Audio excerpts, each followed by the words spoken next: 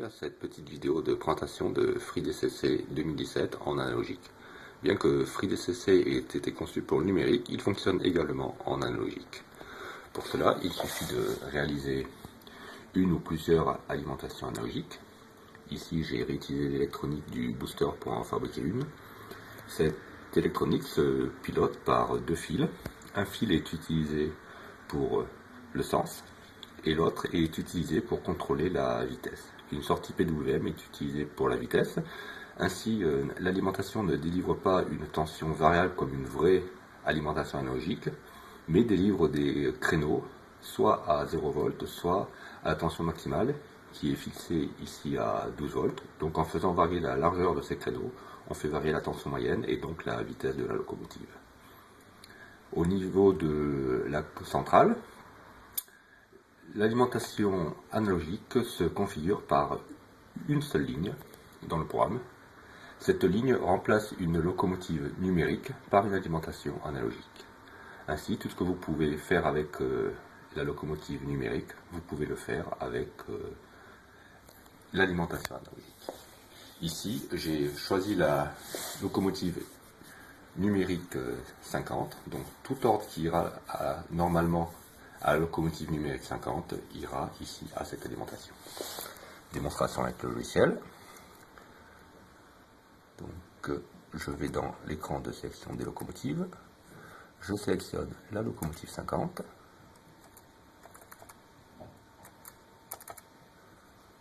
Voilà, donc son régulateur virtuel apparaît ici et je peux commander le train.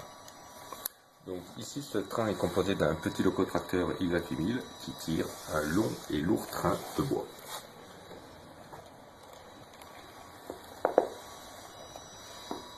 Nous voyons ici l'excellence de la PWM qui permet des bons ralentis et évite les pertes de captage souvent observées en continu. Entendu, la souris est aussi utilisable. Là, je peux accélérer cette voie, le ralentir,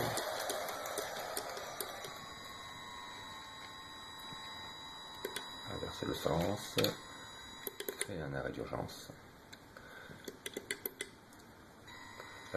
Le petit sifflement que l'on entend est dû à la fréquence d'achat de la PWM, qui est de 1 kHz pour les PWM générés par l'Arduino et 50 Hz pour les PWM générés par les modules I2C. Donc on observe ici encore l'excellent ralenti. Bien entendu, vous pouvez aussi utiliser les cabines de conduite. Donc nous allons utiliser la cabine de conduite de l'Y1000, bien entendu.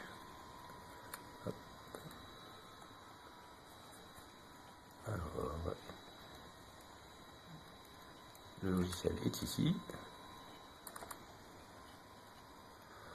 J'indique la locomotive 50 et je me retrouve avec le poste de conduite de l'Y1000. Donc nous allons allumer le moteur.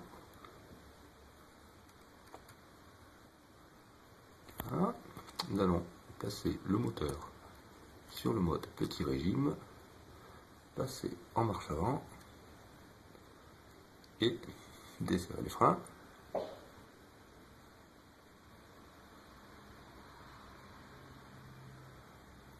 Et jouer avec la manette d'accélération.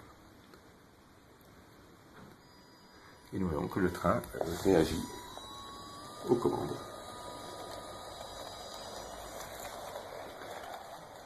Bien entendu, toutes les autres fonctionnalités de FreeDCC 2017 fonctionnent encore, comme le TCO,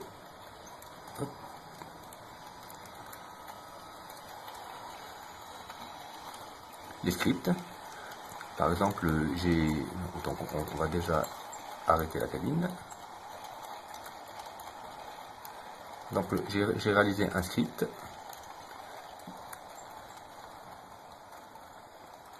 qui permet de faire avancer le train en avant pendant une tempo réglée entre 2 et 10 secondes, ensuite l'arrêter pendant le même tempo, puis le faire reculer. Donc nous allons charger ce script. Là, qui s'appelle script loco 50. Et nous voyons que le train avance pendant 2 à 10 secondes, s'arrête pendant 2 à 10 secondes, puis repart en arrière pendant le même tempo, qui est choisi au hasard entre 2 et 10 secondes, puis s'arrête. Bien entendu, en analogique, toutes les locomotives qui sont sur la même zone font exactement les mêmes mouvements.